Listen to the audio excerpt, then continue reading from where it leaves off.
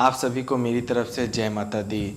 दोस्तों, आज का जो प्रश्न है, जो जानकारी मैं आप सभी को आज बताने वाला हूँ, वो बहुत ही अनमोल जानकारियों में से एक है, जो कि मुझे इन शास्त्रों, इन ग्रंथों में बहुत खोजने पर मिले हैं। तो इस अनमोल जानकारी को आप भली भांति अर्जित करने का प्रयास करिएगा। दोस्तों, भगवान की भक्ति को कैसे प्राप्त किया जा सकता है, भगवान भक्त से कैसा प्रेम चाहते हैं, चाहे भगवान से हमें किस तरह प्रेम करना चाहिए और भगवान किस तरह से मनुष्यों को दंड देते हैं, चाहे उनके कर्मों का शुभ फल देते हैं, इसे जानने के लिए आप इस वीडियो को पूरा अवश्य देखिएगा। क्योंकि मेरे इस चैनल में जो भी जानकारी आप सभी को दी जाती है वो शास्त्रों में लिखित बातें होती है, पूर्णतः सत्य बात होती है। कई अघोरी, कई तपस्वी व अन्य और भी भक्त लोग इस जीवन से स्वर्ग सुधार गए, लेकिन इन ग्रंथों के अनमोल वाणी, अनमोल विचार और इस रहस्यमय गोपनीय बातों को पूरी तरीके से कोई भी जान नहीं पाया है।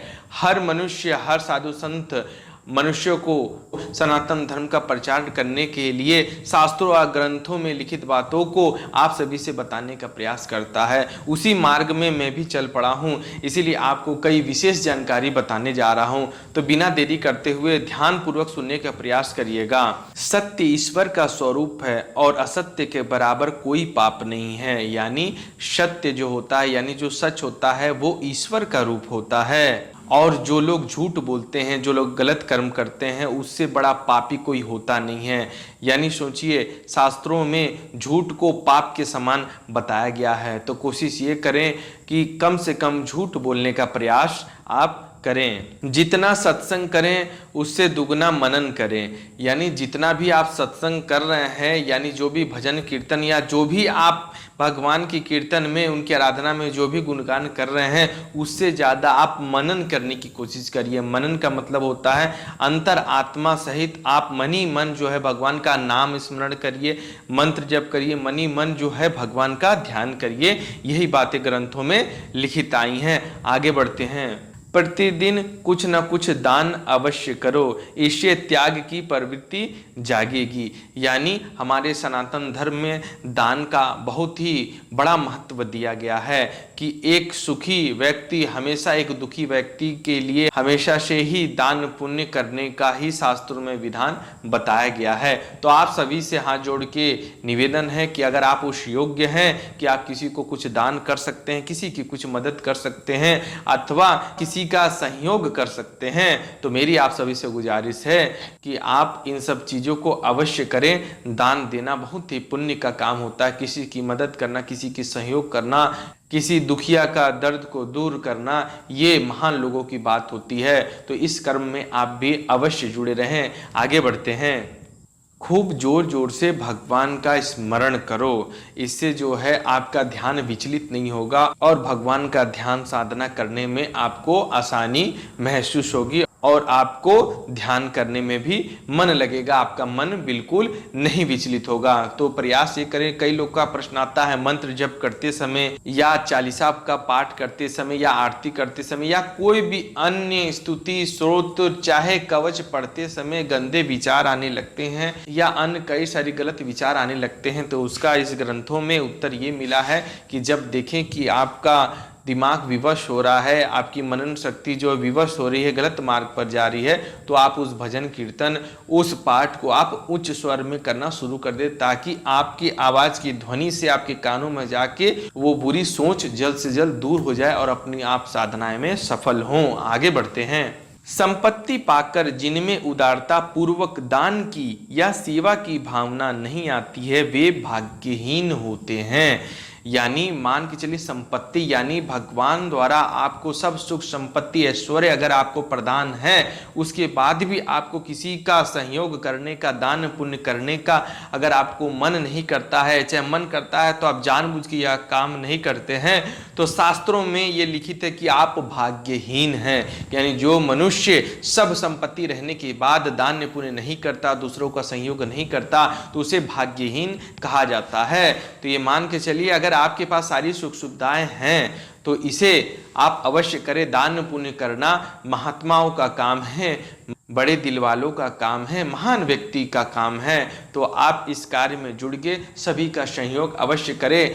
सब कोई की तरह आप भी ना बने, आप कुछ अलग बने, क्योंकि सनातन धर्म से जो लोग जुड़े हैं वे पुण्य के काम ही करते हैं। तो आप भी कोशिश ये करें कि दूसरों का सहयोग करें, दान पुण्य अवश्य करें। आगे बढ़ते हैं, क्या लिखित है। इस भाव का बराबर स्मरण रखना चाहिए कि संसार में हमसे प्रतिदिन कुछ छूट रहा है। मैंने कितनी बड़ी बात तो इसमें लिखित है कि इस संसार में प्रतिदिन हम लोगों को ये ध्यान रखना चाहिए कि कुछ ना कुछ छूट जा रहा है। छूटने का तात्पर्य भगवान ये कहना चाहते हैं कि जैसे 24 घंटे में हम लोग जिस प्रकार कई व्यक्ति जो है अपना समय बर्बाद कर लेते हैं, सोचते हैं आज नहीं करके कल करूंगा, कल नहीं करके परसों करूंगा, इस साल नहीं करूंगा तो अगले साल करूंगा। तो भगवान ये भक्तों से और मानव जाति से ये कहना चाहते हैं कि आपको हर दिन ये सोचना चाहिए कि संसार में हमसे प्रतिदिन कुछ ना कुछ छूट रहा है। क्योंकि मान के चलिए भले ही एक मनुष्य का जीवन काल 50 वर्ष से 100 वर्षों के बीच में भले ही होती है, लेकिन कब किसकी अकाल मृत्यु हो जाए और जो आप चाहते हैं वो हो ना सके, तो इसको नज़रअंदाज बिल्कुल ना करें। ध्यानपूर्वक अपना काम करें और इस बहुमूल्य कीमती जीवन को आप इस तरह व्यर्थ ना होने दें। भगवान का भजन कीर्तन और भगवत प्राप्ति के पथ पर आप अवश्य चलें। आगे बढ़ते हैं। कलयुग में पाप नहीं करना ही महान पुण्य है। कलयुग में पाप नहीं करना ही महान पुण्य है। बिल्कुल ध्यान से आप सुनिएगा, भगवान कह रहे हैं कलयुग में पाप नहीं करना ही महान पुण्य है। यानी आप कलयुग में किसी का साथ नहीं दे रहे हैं, किसी से बोल नहीं रहे हैं, भले किसी का सहयोग नहीं कर रहे हैं, फिर भी अगर आप पाप नहीं कर रहे हैं तो भगवान इसे सबसे पुण्य यानी भाग्यवान मनुष्य बतला रहे हैं। यानी जो मनुष्य कुछ भी कार्य करे चाहे नहीं करे लेकिन पाप नहीं करता, तो ये महापुण्य की बात है। आगे बढ़ते हैं। संसार में कितना सुख भाग तुम्हें प्राप्त होगा यह ईश्वर पहले से ही सुनिश्चित कर दिया है। जब कोई मनुष्य ये कहता है कि ये मेरे मेहनत की कमाई से ये घर बना है, ये गाड़ी है, ये बंगला है, ये बैंक बैलेंस है, तो ये आपकी भूल है। संसार में आने वाले हर मनुष्य की जो भी गतिविधियां होती हैं, जो भी उतार चढ़ाव होते हैं, जो भी संसार में आपको सुख सुविधा प्राप्त होते हैं, वो सभी पहले से लिखित होते हैं। हर पुराणों हर वेदों में ये बात लिखित आई है कि सब ईश्वर पहले से ही तय कर चुका होता है। बस हम लोग एक मार्गदर्शन की तरह अपना कर्म करते रहते हैं और हमें सफलता प्राप्त होती है और हमें लगता है कि मेरे कर्मों द्वारा हुआ, मेरी मेहनत द्वारा हुआ है। और ये बात कहीं ना कहीं सही भी है, गलत थोड़ी है। लेकिन इस मेहनत को करने के लिए परमात्मा ही ने ही तो आपको सद्बुद्धि प्रदान की है। तभी तो हम मनुष्य यानी मानव समाज में जितने भी लोग हैं सभी जो है अपने अपने मार्ग में सफल हो जाते हैं और आगे बढ़ते हैं, अपने बच्चों का भविष्य बनाते हैं और अपने घर में हर वो सुख सुविधा उपलब्ध कर लेते हैं जो एक मनुष्य को जरूरी होती है। तो ये भगवान के द्वारा ही हमें प्राप्त होती है। आपको कदापि ये नहीं कहना चाहिए कि सब मेरी मेहनत से हुआ है। परमात्मा के बगैर जब एक पत्ता नहीं हिल सकता तो आप इतने हिल डुल कर ये सब चीज कैसे कर सकते हैं। आगे बढ़ते हैं। जो व्यक्ति वाणी का, मन का, तृष्णा का वेग सहन कर लेता है वो महामुनि है। यानी जो व्यक्ति वाणी यानी जो हम बोल रहे हैं और जो मन में चलने वाले विचारों को जो अपने वश में कर लेता है, यानी ना वो गलत वाणी का प्रयोग करता है, ना किसी से झगड़ा करता है, साथ ही अपने ये जो मन जो अच्छी चीज़ें भी सोच सकता है, यानी सकारात्मक चीज़ें भी सोच सकता है और नकारात्मक चीज़ें भी सोच सकता है, इसे जो मनुष्य अपने वश में कर लेता है वो महामुनि होता है, ऐसा इस ग्रंथ में लिखित है। यानी अगर आप अपने वाणी, मन, शरीर को अगर आप अपने वश में कर लेते हैं तो ये मान के चलिए आप महामुनि हैं, आप ही ज्ञानी हैं और आप ही सब चीज़ और आप वो सब चीज़ कर सकते हैं जो आप हासिल करना चाहते हैं। आगे बढ़ते हैं। ध्यान के बिना ईश्वर की अनुभूति नहीं होती। यानी अनुभूति का मतलब ये होता है कि अगर आप ध्यान ना करें भगवान का तो अनुभूति नहीं होती। अनुभूति का मतलब भगवान के होने का एहसास नहीं होता।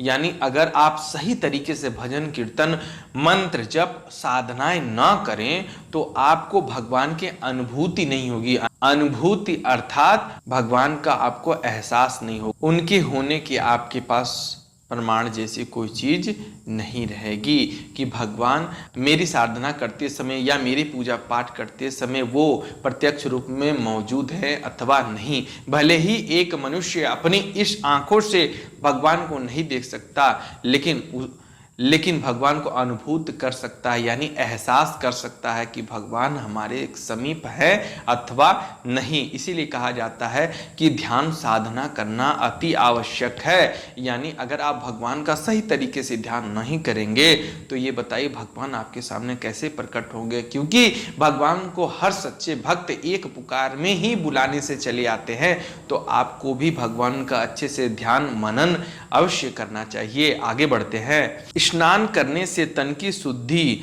दान करने से धन की शुद्धि और ध्यान करने से मन की शुद्धि होती है। कितनी बड़ी बात है, ध्यान पूर्वक समझने का प्रयास करिएगा कि स्नान करने से तन की शुद्धि होती है। यानी अगर एक मनुष्य यानी कोई भी जीव जंतु जब स्नान करता है तो उसकी तन की शुद्धि हो जाती है। जो हम लोगों का शरीर होता है वो शुद्ध हो जाता है, पवित्र हो जाता है। साथ ही दान करने से धन की शुद्धि होती है। यानी अगर कोई मनुष्य अपने कमाए हुए धन से, चाहे जो भी संपत्ति आपको भगवान ने प्राप्त की है, उसका कोई हिस्सा, उसका कोई अंश, उसका कोई भी टुकड़ा अगर आप किसी को दान कर रहे हैं तो उसमें धन की वृद्धि होती है, ना कि धन का नुकसान होता है, बल्कि लाभ ही होता है। इसीलिए कभी भी जो भी धनी व्यक्ति है, चाहे जो भी संयोग करने योग्य जो भी मनुष्य है, भले ही वो कम कमाता हो, एक ही रुपया दान करे, लेकिन वो दान करता है तो उसकी धन में हमेशा वृद्धि होती है, उसका धन कभी घटता नहीं है, उसके भंडारे हमेशा भगवान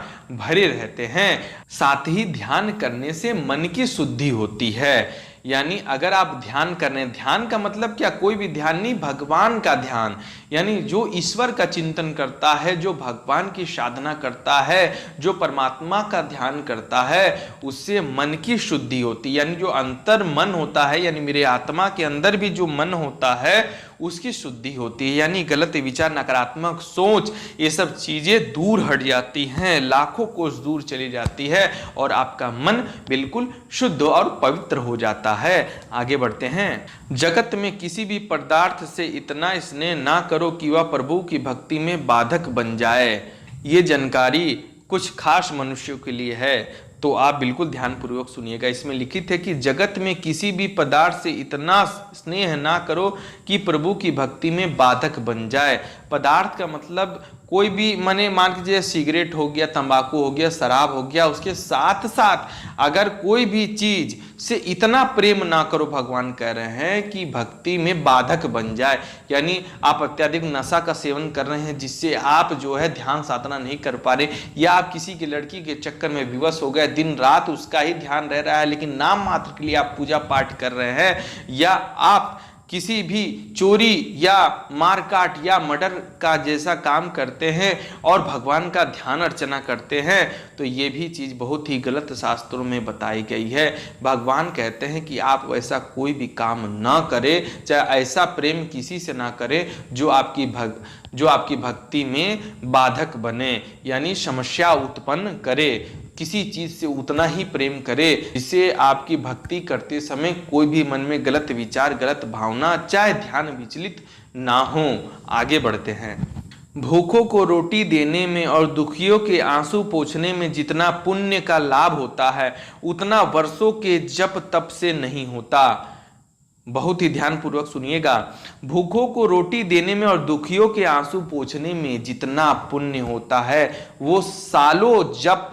वो सालों मंत्र जप करने से भी वो फल प्राप्त नहीं होता जितना आप गरीबों को दान पुण्य करेंगे। और गरीबों यानी जो भी दुखी लोग होंगे या जो पीड़ित लोग होंगे, अगर उसके आंसू पोंछने योग्य आप काम करेंगे तो आपको सालों के जप का फल आपको प्राप्त होगा। ये पुण्य आपको भगवान एक क्षण में दे देंगे, क्योंकि भगवान को पुण्य और आशीर्वाद प्रदान करने में क्षणिक मात्र का भी देर नहीं लगता है। तो कोशिश ये करें कि संयोग करने से आप कभी पीछे ना हटें। संसार में रहो और अपने में संसार को मत रखो। यानी आप संसार में रहिए, संसार को अपने में मत रखिए। मानिए आप उतना ही ज्ञान अर्जित करें कि संसार को ज्ञान बांट सके, ना कि आप इतना अर्जित कर लें कि संसार को अपने में समाहित कर ले कि हम ही से संसार चल रहा है, हम ही सर्वश्रेष्ठ हैं, हम ही प्रधानमंत्री हैं, हम ही राष्ट्रपति है। ऐसा गलत भावना कभी न रखना चाहिए। भले ही आप बुद्धिजीवी हो, आपके पास अनंत ज्ञान हो, लेकिन आप किसी से दूसरे से व्यक्त करने की आवश्यकता नहीं है। जब तर्क में विषय आ जाए तब आप कह सकते हैं, लेकिन अन्यथा आप अपनी जानकारी को कभी भी बड़ा बतलाने की कोशिश ना करें, ज्ञानी बतलाने की कोशिश बिल्कुल ना करें। आप कहें कि मुझे जो भी गलत सही पढ़ के जो भी ज्ञान हुआ है, मेरे लिए वही जानकारी सर्वश्रेष्ठ है और परमात्मा द्वारा दी गई जानकारी को ही मैं सत्य मानता हूं और मेरे ग्रंथों में लिखित बातों को ही मैं अध्ययन करता हूं। ईश्वर गुप्त है, अतः उसकी प्राप्ति के लिए जो भी साधना करो वह गुप्त रखो। यानी भगवान कह रहे हैं कि ईश्वर गुप्त है, यानी ईश्वर जो है दिखते नहीं है, यानी गुप्त है। तो भगवान के लिए जो भी साधना करें, चाहे जो भी आराधना करें, वो गुप्त रूप से करें। गुप्त रूप अर्थात किसी को पता न चले, किसी को भनक ना लगे। इसका ये मतलब नहीं कि आप माता पिता की जानकारी में ना हो, चाहे पत्नी की जानकारी में ना हो। हाँ, जो एकदम से साधना कर रहे हैं, जो तप कर रहे हैं, जो सिद्धि चाह रहे हैं, वो बहुत ही गोपनीय तरीके से की जाती है। वो सब मंत्र सागर, तंत्र, रहस्य, ये सब चीज़ों में लिखित आ रही हैं। इसके बारे में एक वीडियो में अवश्य बनाऊंगा, लेकिन कोशिश ये करें कि अगर आप कोई साधना कर रहे हैं किसी चीज़ को जागृत इत्यादि करने के लिए, तो वो साधनाएं के बारे में किसी को कोई जानकारी नहीं होनी चाहिए। भक्ति 3 प्रकार की होती है। पहली जो पत्थर के समान डूब जाती है और बाहर से गीली हो जाती है किंतु भीतर से सूखी रहती है। दूसरी जो कपड़े के समान सब तरफ से गीली हो जाती है फिर भी पानी से अलग रहती है। तीसरी जो शक्कर के समान पानी के साथ घुलकर एक हो जाती है। यही भक्ति श्रेष्ठ है। भक्ति के साथ सच्चे आकाम भक्ति की यह पहचान है कि वह परम विश्वास के साथ एक बार भगवान के सामने अपनी बात रखकर चुपचाप भगवान का निर्भय भजन करता रहता है। यानी भगवान कहते हैं, चाहे आपके साथ कोई भी सुख दुख, चाहे कोई भी आप में समस्या आन पड़ी हो, विपदा आन पड़ी हो, उसके बावजूद जो चुपचाप अपने मन में दृढ़ संकल्प रखते हुए कि ईश्वर है वो सब ठीक कर देंगे, ऐसी भावना रखते हुए जो भगवान का पूजन अर्चना आराधना इत्यादि करते हैं, तो उन्हें भगवान श्रेष्ठ मानते हैं। यानी उनकी ही भक्ति श्रेष्ठ कही गई है शास्त्रों में। देखिए मित्रों, कहने का तात्पर्य यह है कि भगवान के भक्ति से जुड़ी कई सारी बातें शास्त्रों, वेदों, पुराणों, ग्रंथों में लिखित हैं, जो कि मैं कई वीडियो में समझाने का प्रयास करता हूं, क्योंकि कई सारी अनमोल जानकारियां हैं जो अलग अलग ग्रंथों में, अलग अलग पुराणों में लिखित आती हैं, लेकिन हर मनुष्य उसे उस समय पे सुन नहीं पाता है। तो मैं वीडियो के माध्यम से हर वो प्रयास करता हूं जो मुझसे मुमकिन हो पाता है। देखिए, कहने का तात्पर्य यह है कि भगवान को इंसान देख नहीं सकता है, लेकिन उसे अनुभूत कर सकता है, अर्थात भगवान को महसूस किया जा सकता है कि वो हमारे समीप हैं अथवा दूर है, अथवा है या नहीं है। तो आप सभी से मेरा नम्र निवेदन है कि भगवत प्राप्ति के पथ पर हमेशा चलते रहें। भगवत प्राप्ति का पथ यानी ये जीवन जो हमें मिला है, इसे यूं ही व्यर्थ ना जाने दें। इस व्यस्त भरी जिंदगी में आप कुछ समय निकालकर भगवान को भी अवश्य दें। यही मेरी आप सभी से अनुरोध है। अगर जानकारी पसंद आई हो तो चैनल को सब्सक्राइब जरूर करिएगा। धन्यवाद। जय माता दी।